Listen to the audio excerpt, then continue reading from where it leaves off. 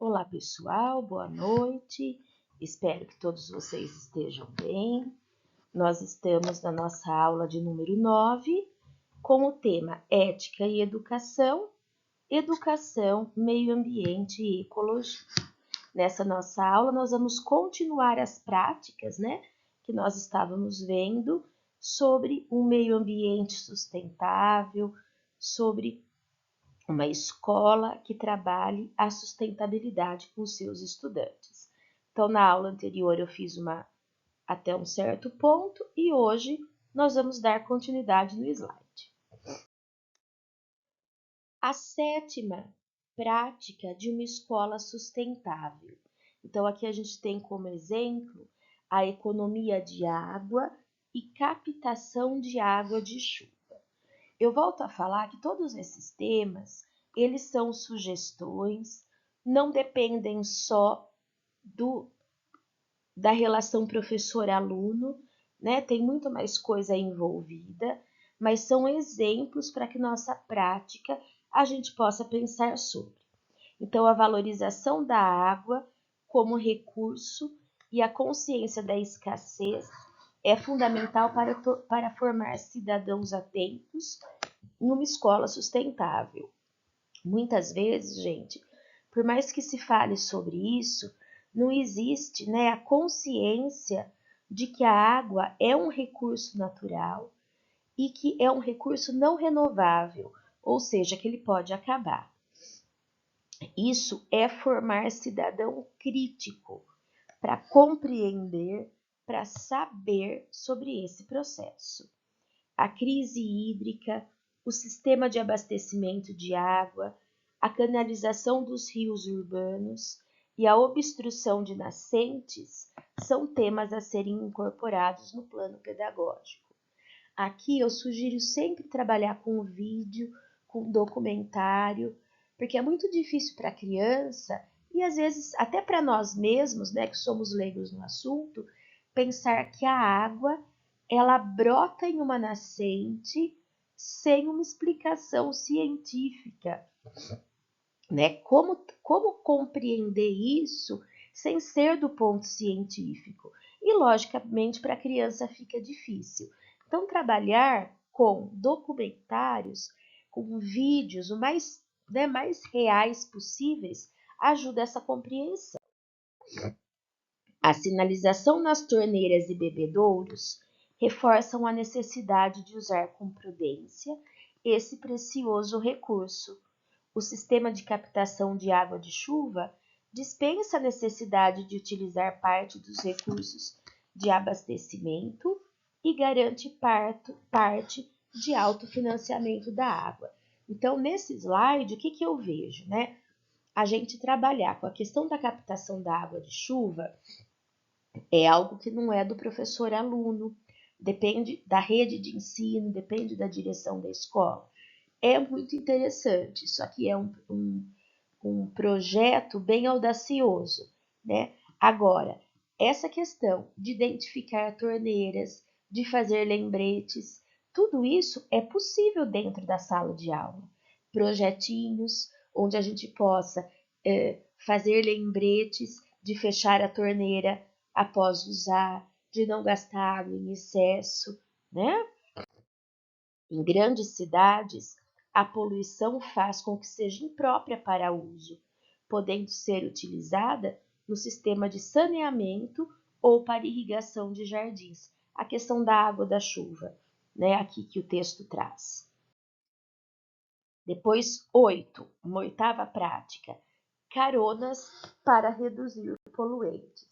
Aqui, gente, a questão do transporte, É muito colocado que o uso de transporte coletivo diminui, gente, e bastante, Bastante o uso de poluentes, Mas, gente, o que a gente pode pensar disso? A questão de caronas. Será que sempre é possível? Nem sempre é possível, Será que tem como a gente sempre dividir o transporte? Mas é importante a gente deixar como alternativa, como sugestão. Então, olha lá, muitos pais precisam de carro para levar os filhos para a escola. E a poluição gerada nesse processo, em muitos casos, é inevitável. Um sistema de caronas, articulando as famílias que moram próximas, diminui bastante as emissões de gases de efeito estufa, incentiva a socialização entre alunos e pais e otimiza o tempo dos pais. Muito legal a iniciativa. A prática, a gente não sabe se vai ser produtiva e proveitosa, mas o que a gente pode fazer? Deixar como sugestão, porque são ideias bem interessantes. 9. Optar por produtos naturais. A limpeza dos ambientes, quando utilizamos produtos industrializados, pode ser prejudicial à saúde da equipe de limpeza e todos os que frequentam a escola. Então, aqui falar dos produtos químicos, tudo que for mais natural, né, diminui a questão de poluição, gera um ambiente mais saudável, um ambiente mais salubre. Então, são ideias que a gente pode trazer em projetos para a escola. Os produtos de limpeza industrializados também contribuem para a poluição do lençol freático. Utilizar produtos naturais, como vinagre, sabão de coco e bicarbonato de sódio, tem ações antibacterianas e esterilizadoras, tão eficientes quanto os produtos industrializados, mas não oferecem riscos à saúde humana e ao meio ambiente. Existem linhas de produtos de limpeza naturais especializadas. Vale a pena pesquisar qual é a solução mais interessante para cada escola. Então vejam aqui, será que a prática do que a gente ensina em sala de aula vai acontecer? Imagine que interessante se acontecesse, né? Mas a gente não pode garantir isso. Mas cabe uma conscientização das crianças em relação a essas questões. Educação ambiental, agentes multiplicadores. Eu acho muito legal quando a gente pensa em meio ambiente, tudo aquilo que a gente trabalha na escola, né? Que a gente explora com os alunos, eles levarem para fora da escola, para a família. E quando a gente pensa que mudou o hábito, gente, mudança de hábito significa conscientização. Então, que bom quando a gente consegue conscientizar o nosso aluno sobre tudo aquilo que a gente vem trabalhando, sobre tudo aquilo que a gente vem explorando, né? Isso que são os agentes multiplicadores. Como já foi dito, a educação ambiental ela é interdisciplinar. Não é só na aula de ciências que vai ser trabalhado. Linguagem, ciências da natureza, ciências exatas, todos se complementam para a educação em uma perspectiva ecológica. Então, gente, nessa época de muito calor, né? Quanto que a gente pensa quanto que a gente pode pensar de ações erradas que nós tivemos no passado e nem num passado tão distante que trouxeram essa mudança climática tão drástica.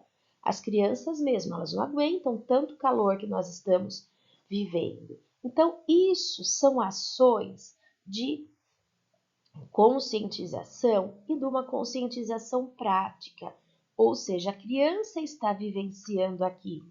Então, existe a possibilidade de uma conscientização maior, porque todos nós estamos vivendo, né, na prática aquilo que se aprende, ou seja, nós não estamos nos preocupando com a natureza e isso está fazendo com que cada vez mais a gente perceba o quê?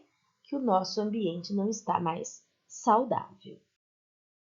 Tratar a educação ambiental como uma disciplina integradora ou introduzir conceitos ambientais nas diversas disciplinas é um fator determinante para definir se uma escola é ou não sustentável.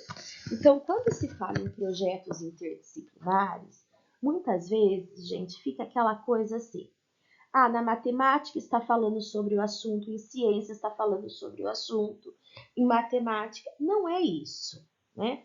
Um projeto interdisciplinar é a gente colocar naquele conteúdo algo que se acrescente,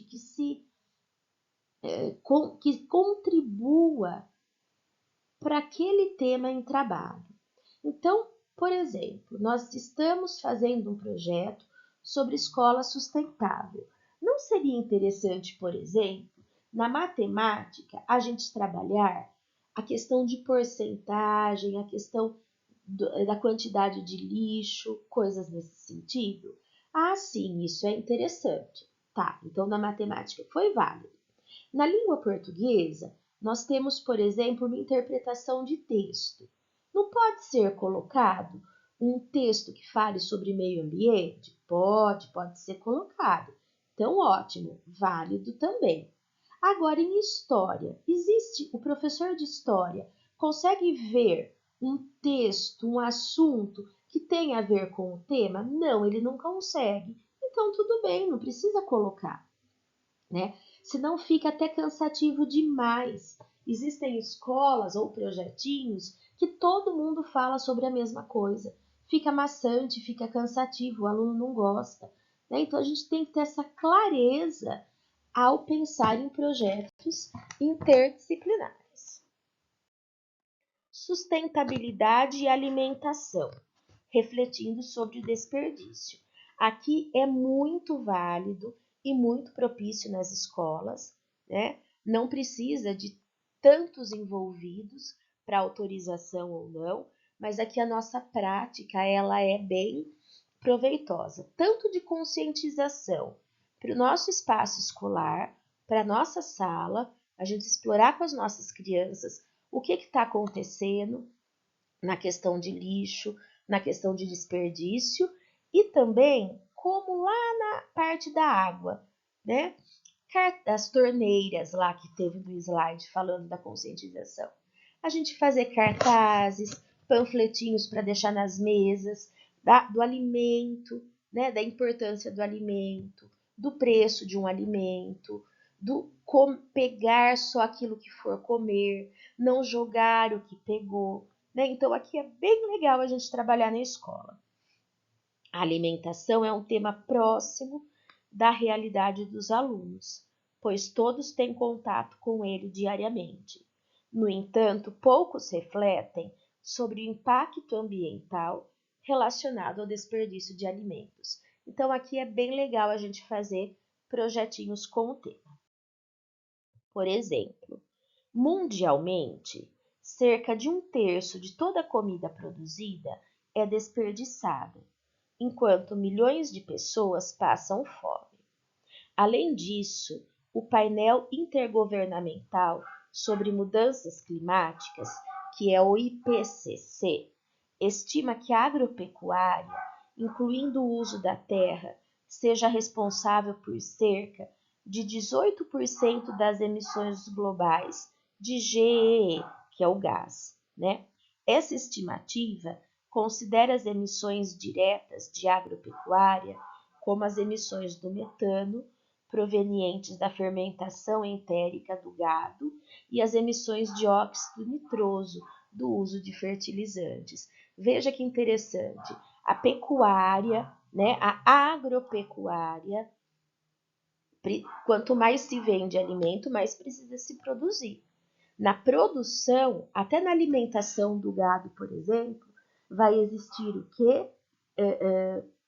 Momentos de contaminação de ar, de solo, pelos produtos químicos. Então, é uma grade, né, gente? É uma teia onde muito se produz, muito se consome, então muito precisa ser produzido. É bem interessante essa questão. E vejam só nesse texto quantos pontos da matemática são citados para se trabalhar de uma forma interdisciplinar.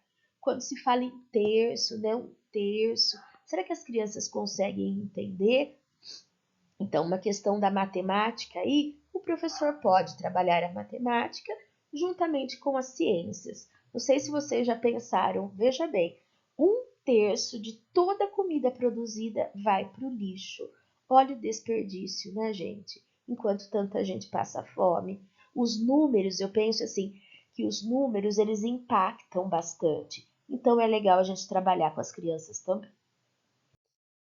O Brasil, como um dos maiores produtores de carne do mundo, enfrenta desafios relacionados ao desmatamento da Amazônia, diretamente ligado à pecuária. Um outro dado interessante: o Brasil, um dos maiores produtores de carne do mundo. Só que para essa carne ser produzida, precisa de espaço para esse gado.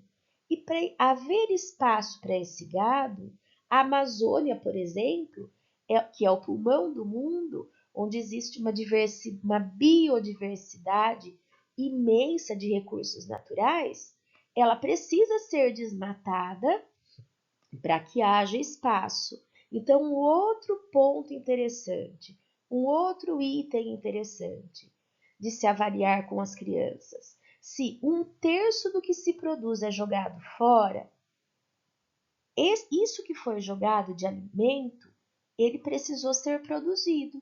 E para ele ser produzido, quanta interferência na natureza aconteceu? Então, esses fatos as crianças gostam de conhecer, né? Mas não basta só conhecer. A criança tem que ter a ideia que, para que haja conscientização, o que é conscientização? Por que a temática da ecologia aqui ela é trabalhada com ética? Eu já falei várias vezes para vocês isso nas nossas aulas, porque ética significa mudança de comportamento. Ou seja, eu já sei da questão da alimentação, então eu tenho que mudar a atitude. Porque se eu não mudo a atitude, não adianta nada eu saber.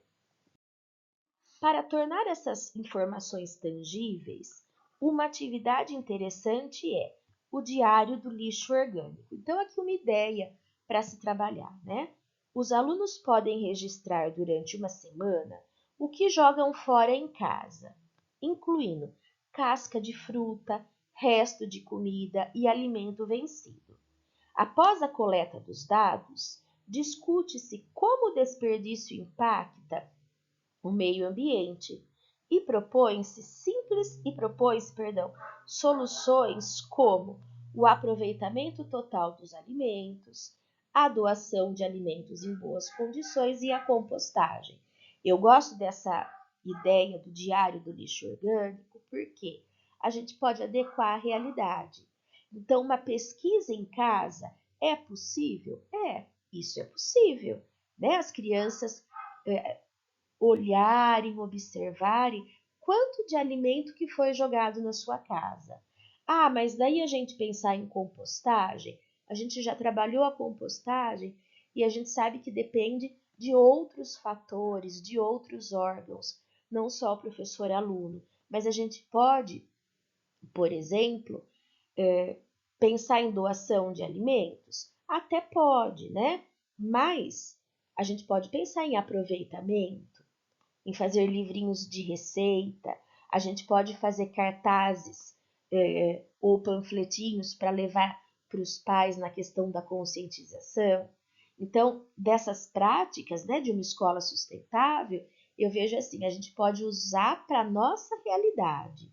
O que eu consigo aproveitar daquela sugestão.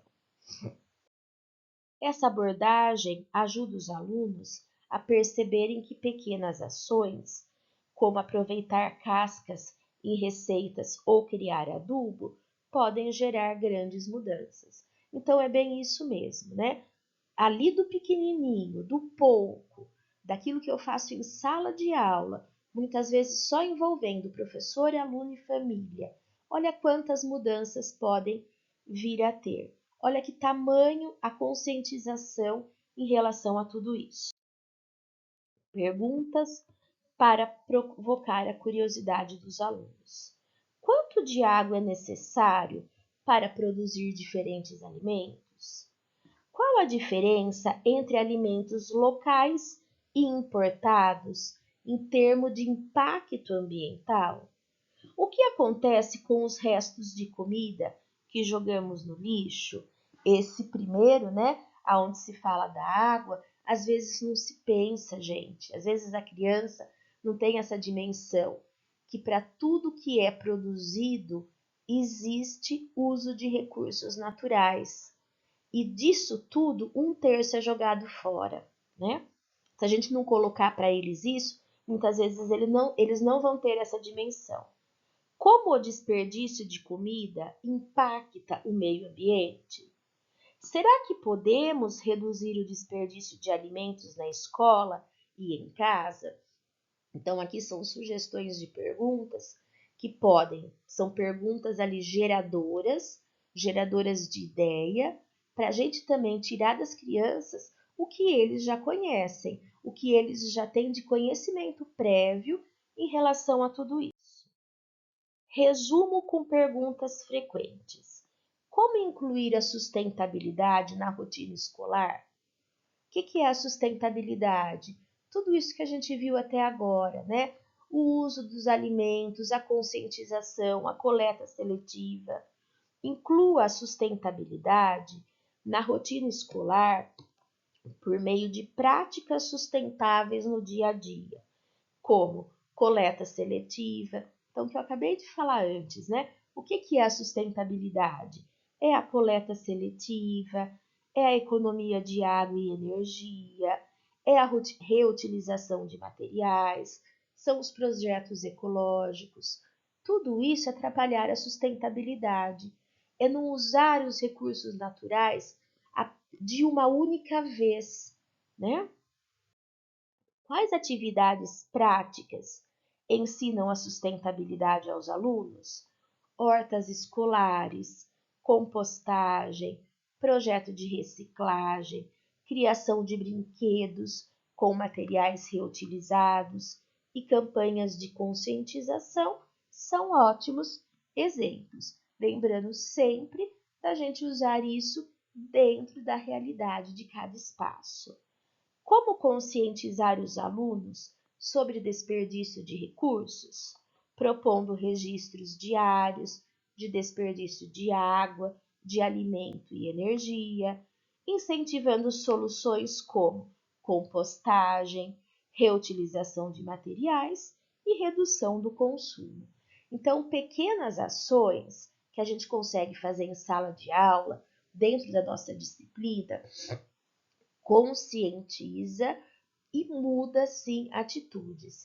Isso é interessante a gente fazer, isso é válido, né? E vai trabalhar além da questão ecologia, meio ambiente, mas também a formação ética e moral dos nossos estudantes. E aqui a gente tem a nossa atividade quinzenal. Então, na semana passada não teve a tarefa, nós vamos ter hoje, né? Então, a postagem, essa tarefa quinzenal, é referente às aulas 8, que foi a aula passada, e 9. A postagem para vocês uma semana, mas ela vale nos 15 dias. Leia a afirmação abaixo. O aprendizado só faz sentido quando é colocado em prática. Transformar conhecimento em ação é o que realmente faz a diferença. E com pequenos passos, é possível construir um mundo mais sustentável e justo para todos. Então, a gente tem essa frase que relaciona de forma brilhante os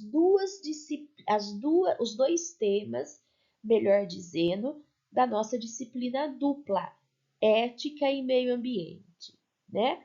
Transformar conhecimento em ação, em prática. Qual é a atividade de vocês? 1. Comentar a frase acima. Então, essa frase que eu li e que eu comentei de forma rápida, vocês vão escrever o entendimento de vocês sobre ela. Segunda parte. Escreva estratégias que podem ser usadas em sala de aula ou na escola, a fim de confirmarem a afirmação acima, ou seja, transformar o conhecimento em prática em relação à educação ambiental e ecologia. Então, vocês vão comentar primeiro a frase e segundo, vocês vão colocar exemplos de situações que a gente pode transformar a nossa teoria, o nosso conhecimento em prática na escola. Lembrando que nas aulas 8 e 9 nós vimos 10 dessas ideias, certo? Então essa é a tarefa quinzenal. A gente terminou esse tema de que levou 2 aulas e na próxima aula, daí a gente que vai ser a aula de número 10, a gente vai vir com outro assunto, tá certo? Espero que vocês tenham gostado da aula, que vocês tenham aproveitado e qualquer coisa, pessoal, que vocês precisarem, vocês sabem que eu estou sempre à disposição, tá bom? Um grande abraço a vocês, tenham aí um bom descanso.